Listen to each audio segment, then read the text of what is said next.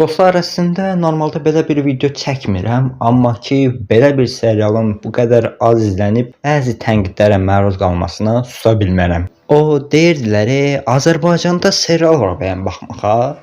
Bəli, mən də belə fikirləşirdim. Tək ki mikrorayona baxana qədər.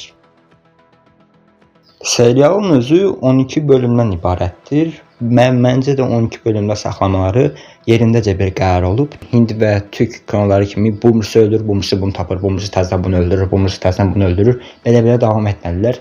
Məncə çox yerində, çox möhtəşəm 12 dənə qəşəng bölüm bizim qabağımıza çıxardıblar. 12 bölümün hər biri ortalama 45 dəqiqə və 1 saat aralığındadır.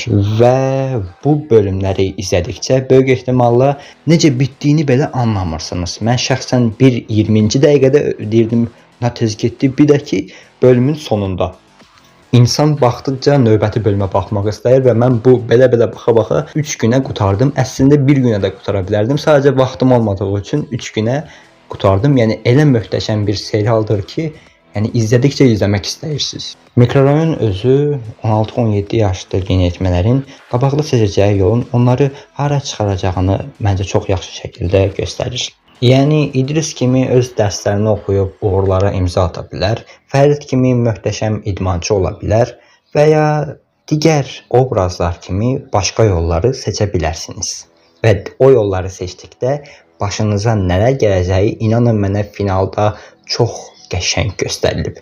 Və bu arada dostlar, finalda çox böyük fake yedik, onu da sizə deyim. Yəni mən başqa bir şey gözləyirdim və yaxud da ki, Adilin akademiyaya daxil olmasını gözləyirdim.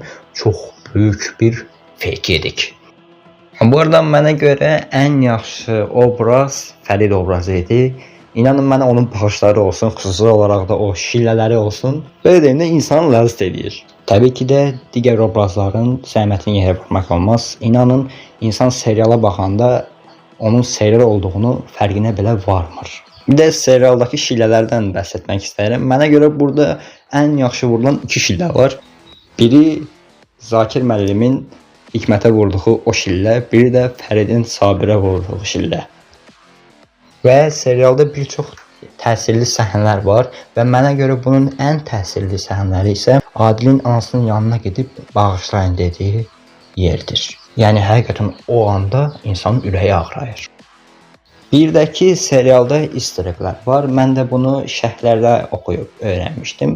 Onlardan birini sizə deyim. Məsələn, 1-ci bölümdə gördüyümüz müəllimin uşaqlarının yanına gedib Adilə o bıçaq axırda sənə batacaq deməsi finalda da özünü göstərdi. Çünki bu səhnədə Sabir əlində bıçaqla Adilin arxasında qalır və müəllim o sözü Adilə deyir.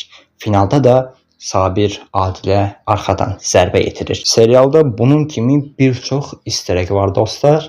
Onu bilənlər yoruma yaza bilər və yaxud da ki özünüz də baxıb tapa bilərsiniz. Belə möhtəşəm bir serialın cəmi 1 milyon nəfər tərəfindən izlənməsi məncə böyük bir mənfidir. Çünki bu serial baxın ən azı 5 milyon izlənməlidir. Yəni hər iki azərbaycanlılardan biri. İndi deyə bilərsiniz ki, bəs 1 milyon azdır bəyəm? Bəli, azdır. Belə bir seriala görə məncə çox azdır. Yəni həqiqətən ətrafımda bu serialı izləməyənlər var.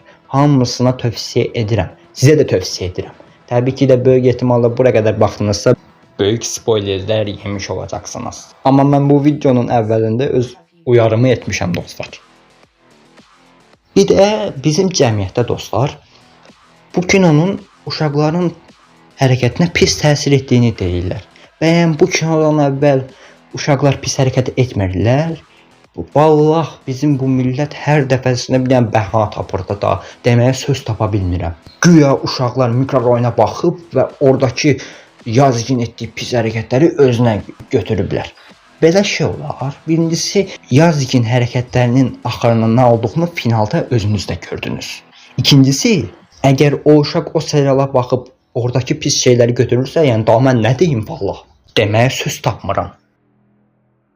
Sonda isə onu deyə bilərəm ki, heyətdəki əməyə keçən hər kəsə təşəkkürümüzü bildiririk ki, belə bir serial ümumiyyətlə Azərbaycanda belə bir serial çəkmədiyinizə görə təşəkkür edirik. Yəni qardaş, olur da doğru adamları bir yerə cəmləşdirsə, həqiqətən də yəni belə peşəkar bir şey çıxırsa, yəni bundan sonra da mən inanıram ki, daha yaxşı seriallar görəcəyik.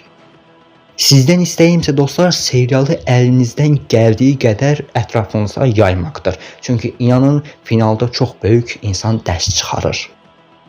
Belə, bu videoda bu qədər idi.